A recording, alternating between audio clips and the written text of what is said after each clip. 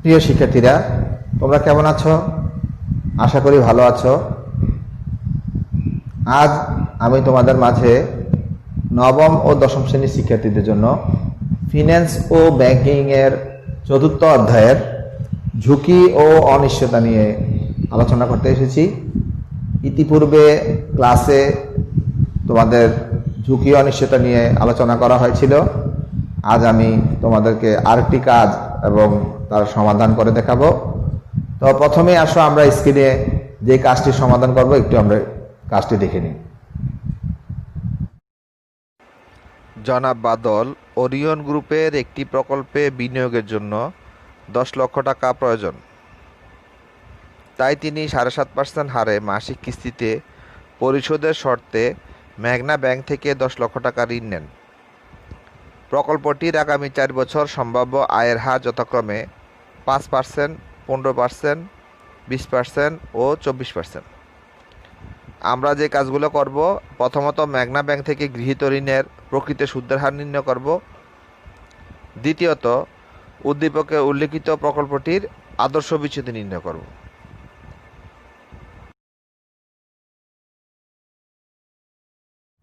তো তোমরা নিশ্চয়ই এই মধ্যে দেখে ফেলেছ, আমাদের এখানে দুটি কাজ দেওয়া আছে। প্রথম প্রশ্নে বলা আছে যে আমাদের প্রথম প্রশ্নে বলা ছিল গৃহীত ঋণের প্রকৃত সুদের হার নির্ণয় করার জন্য। তো আমরা প্রকৃত সুদের হার নির্ণয় করব। তো এখানে কি কি দেওয়া আছে আমরা একটু দেখি। আমাদের এখানে দেওয়া আছে বার্ষিক সুদের হার 7.50। সুদের হারটা আমরা আয় দ্বারা প্রকাশ করতে পারি 7.50। তারপরে তোমার এখানে চক্রবৃদ্ধি সংখ্যা হবে 12। চক্রবৃদ্ধি সংখ্যা m = অর্থাৎ 12 বার, যেহেতু 12 মাসে 1 বছর, 12 বার এটা চক্রবৃদ্ধি হবে। আমরা 7.50% এটাকে আমরা দশমিকে নিয়ে আসতে পারি। দশমিকে নিয়ে আসলে হবে 0.075। এটা আমরা ইতিপূর্বে ক্লাসে দেখিয়েছি এটাকে কিভাবে ভাগ দিয়ে দশমিক সংখ্যা আনতে হয়। এখন আমরা প্রকৃত সুদের হার বের করব। আমরা লিখি, আমরা জানি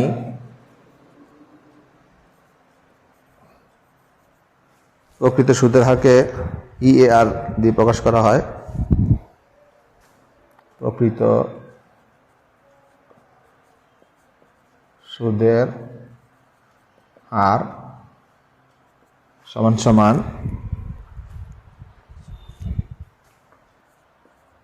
1 + I/M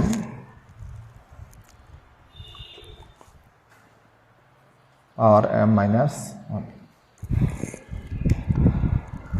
তো তোমরা নিশ্চয়ই বুঝতে পেরেছ, আমি সূত্র লিখেছি প্রকৃত সুদের হার ER = 1 + 1/m পাওয়ার m - 1।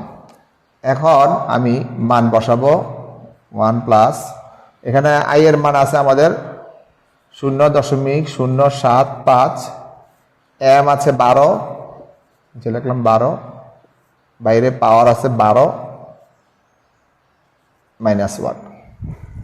তো শিক্ষার্থীরা তোমরা নিশ্চয়ই বুঝতে পেরেছ, এখানে আমি i এর জায়গাতে i এর যে মানটা ছিল আমি মানটা বসিয়েছি। m আছে এখানে 12, এখানে 12 বসিয়েছি। বাইরে পাওয়ার m, এখানে আমি 12 বসিয়েছি -1।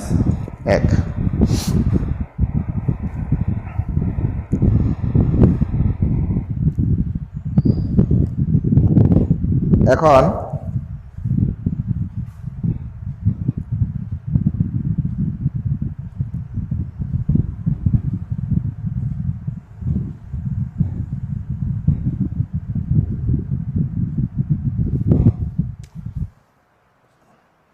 এখানে যেহেতু এটা এটা ভগ্নাংশ, আমি ভগ্নাংশ এখন যোগ করব।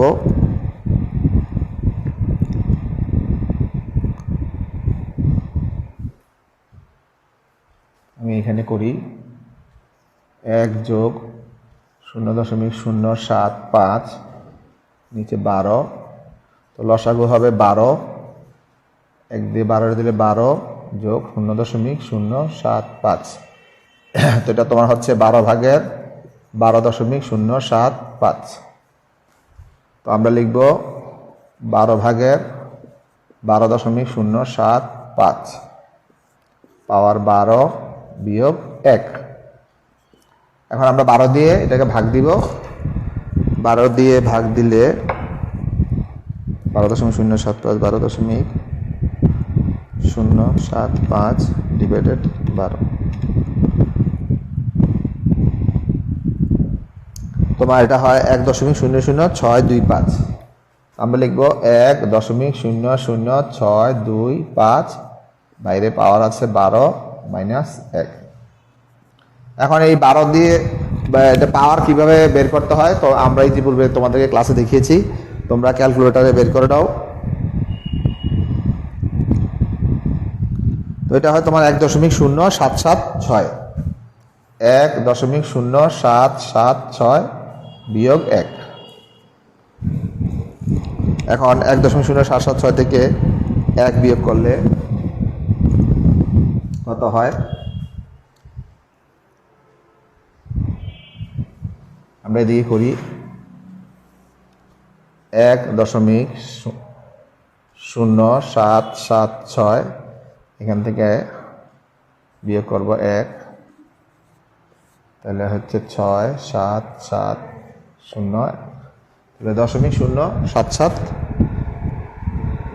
0.0776।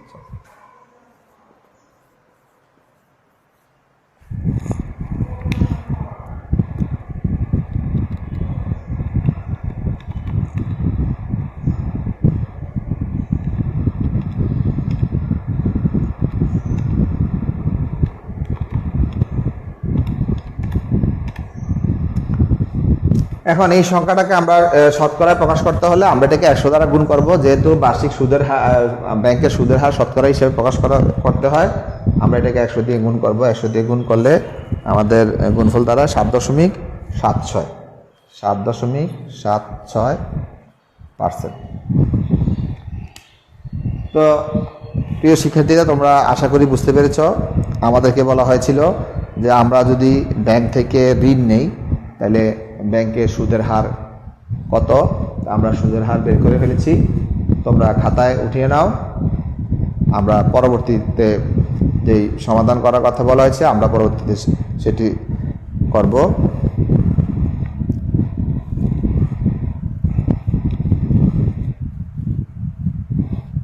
আমি আশা করি তোমরা খাতায় তুলে ফেলেছ, আমি মুছে ফেলছি।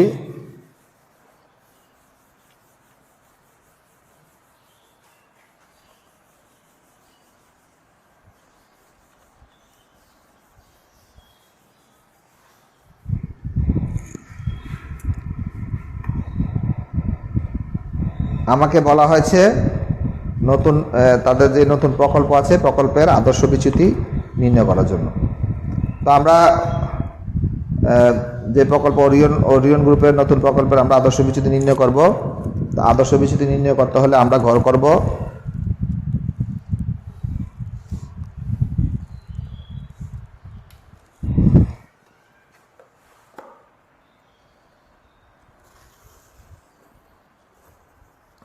তোমরা আমার সাথে সাথে ঘরটি করে নাও।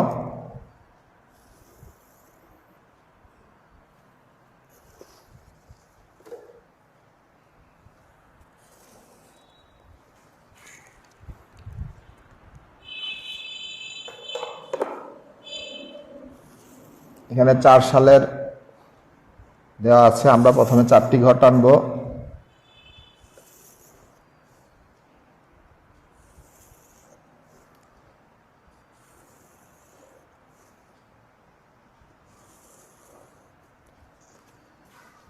তো আমরা গত ক্লাসে আলোচনা করেছিলাম এখানে বছর, আয়, গড় থেকে ব্যবধান, ব্যবধানের বর্গ। তো প্রথম ঘরটা হবে বছর, তারপরটা হবে আয়, শতকরা আয়, গড় থেকে ব্যবধান, ব্যবধানের বর্গ। তো তোমরা নিশ্চয়ই বুঝতে পেরেছো এখানে 1 2 3 4টা কলাম হবে, আর আমি রো দিয়েছি 1 2 3 4 5 6 7টা।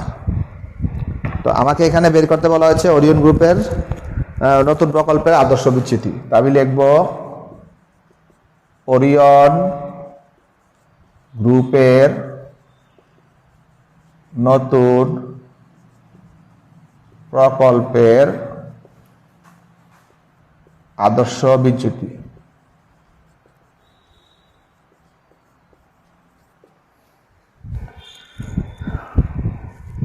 এখানে হবে বছর,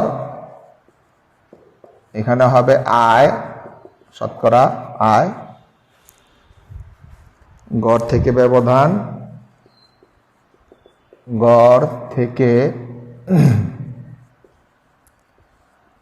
ব্যবধান, এখানে আয় বিয়োগ গড়, আয় বিয়োগ গড়, তারপর হলো ব্যবধানের বর্গ,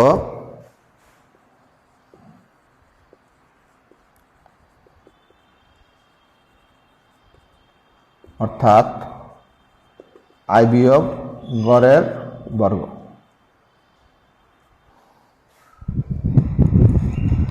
তো তোমরা নিশ্চয়ই বুঝতে পেরেছ ঘর কিভাবে হবে এবং ঘরের হেডিংগুলো আমরা লিখে ফেলেছি। এখন এখানে 4টা বছরের কথা উল্লেখ আছে। আমরা এখানে লিখব বছর 1, বছর 2, বছর 3, বছর 4। তো প্রথম বছরে আয় হলো 5, দ্বিতীয় বছরে আছে 15, তারপরে আছে 20, তারপরে আছে 24।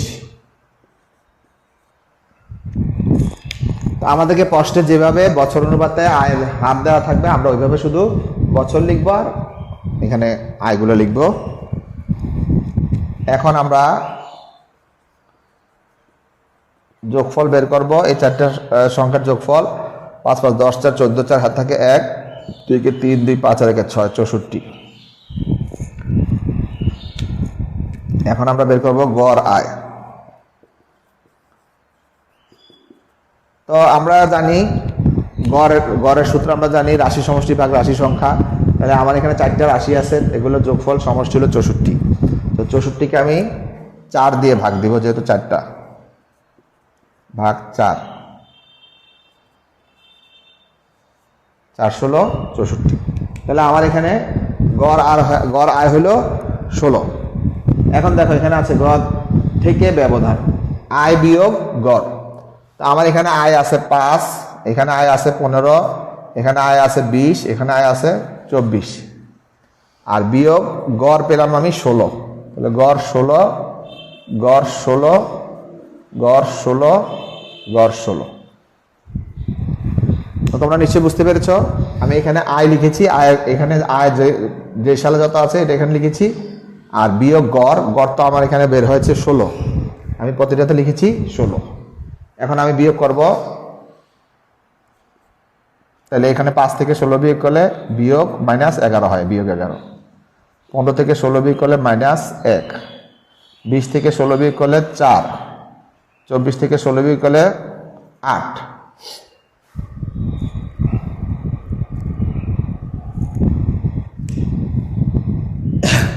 তাহলে আমি কি করলাম, এখানে আয় থেকে গড় বিয়োগ করলাম।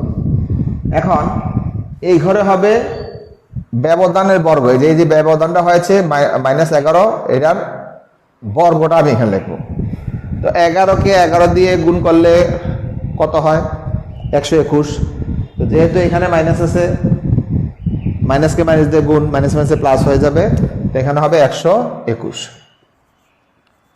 এখানে -1 1 1 1, এখানে 4 আছে 4 4 16, এখানে 8 আছে 8 8 64। তো তোমরা নিশ্চয়ই বুঝতে পেরেছ আমরা এখানে যে সংখ্যাটা বিয়োগ করার পর পেলাম এটার বর্গটা আমরা এখানে লিখেছি শুধু। এখন আমরা এই যে ব্যবধানের বর্গটা এটার যোগ করব। ব্যবধানের বর্গের সমষ্টি। তাহলে এটা যোগ করলে হয় 1 1 2 6 2 8 8 4 12 2 হাত থাকে 1 6 7 8 9 10 0 হাত থাকে 1 1 2। যোগফল হলো 202।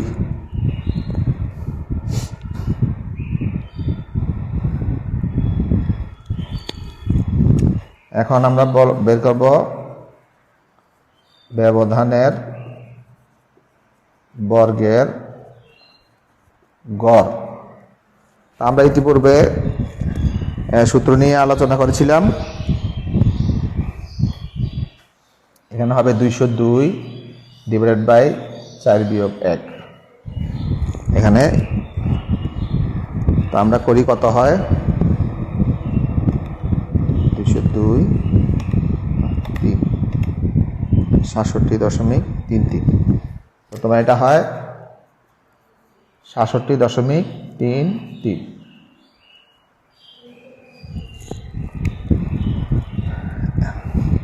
এখন আমাকে বের করতে হবে আদর্শ বিচ্যুতি। আমি লিখব সুতরাং আদর্শ বিচ্যুতি ইকুয়াল টু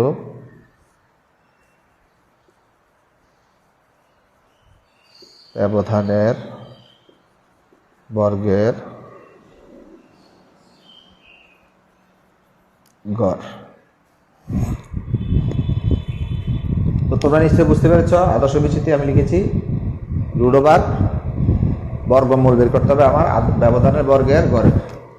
আমার ব্যবধানের বর্গ হয়েছে 67.33। তো 67.33 আমি বর্গমূল বের করব। বর্গমূল বের করলে হয় 8.205। তো যেহেতু দ্বিতীয় ঘর 0 তারপরে 5 আছে, আমরা তা লিখব 8.21। 8.21%। তো আমরা সুতরাং লিখতে পারি সুতরাং ওরিয়ন গ্রুপের আদর্শ বিচ্যুতি 8.21%।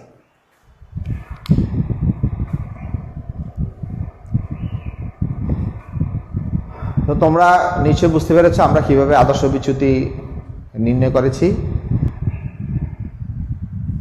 তো এখন তোমাদের জন্য একটি বাড়ির কাজ আছে, তোমরা বাড়ির কাজটি খাতা তুলে নাও।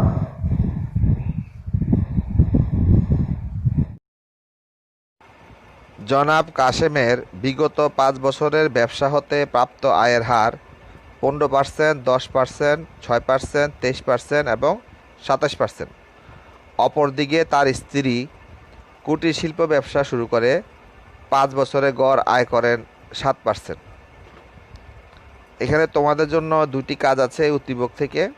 প্রথমত তোমরা যে কাজটি করবে, জনাব কাশেম সাহেবের মুদি দোকানের বিচ্যুতির হার নির্ণয় করবে। দ্বিতীয়ত করবে উদ্দীপকে কোন ব্যবসাটি কম ঝুঁকিপূর্ণ বলে তুমি মনে করো। এখানে কাশেম সাহেবের ব্যবসার কথা বলা আছে, আবার তার স্ত্রীর কুটির শিল্পের ব্যবসার কথা বলা আছে।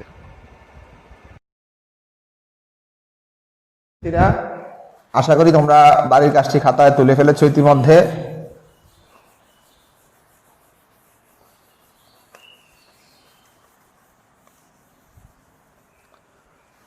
তো আজকের ক্লাসে যারা অংশগ্রহণ করেছো তাদের সকলকে আন্তরিকভাবে ধন্যবাদ জানাচ্ছি। তোমাদের যে বাড়ির কাজগুলো দেওয়া হচ্ছে, তোমাদের বিদ্যালয় যখন খুলবে তখন তোমরা এই কাজগুলো তোমাদের শ্রেণী শিক্ষককে দেখাবে। তো তোমরা সবাই ভালো থাকো, সুস্থ থাকো, এই আশা এবং এই কামনা করে আমি আজকের ক্লাস এখানে সমাপ্ত ঘোষণা করছি। ধন্যবাদ সবাইকে। আল্লাহ হাফেজ। আসসালামু আলাইকুম।